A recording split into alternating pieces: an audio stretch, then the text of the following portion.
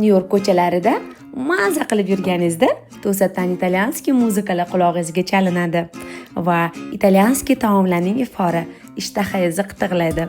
Bugun sizlarga haqiqiy italyanskiy pastani eng arzon narxda qaysi lokatsiyada yeyishingiz mumkinligini ko'rsataman. Kafega kirishingiz bilan italyanskiy atmosfera sizni qamrab oladi.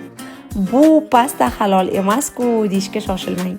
Sababi o'zimizni turk qardoshlarimiz bu kafeni ochgan va 100% halol va mazali pastalarni ko'z oldingizda tayyorlashadi.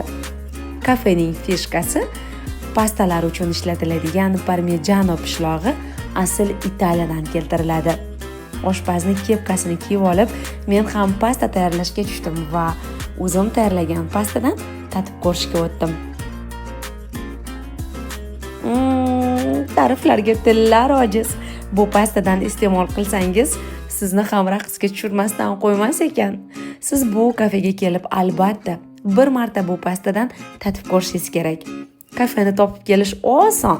Times Square'ga kelganingizda Broadway bo'ylab atigi ikkita blok yurasiz. Aniq manzilini mana ekranda yozib qo'yapman. Aytgancha, pastani narxini sizlarga aytmadim-ku. $10.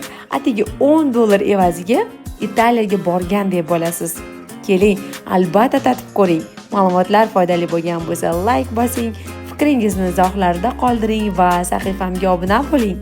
Unutmang, akkauntimda siz Amerika hayoti bilan tanishib borasiz.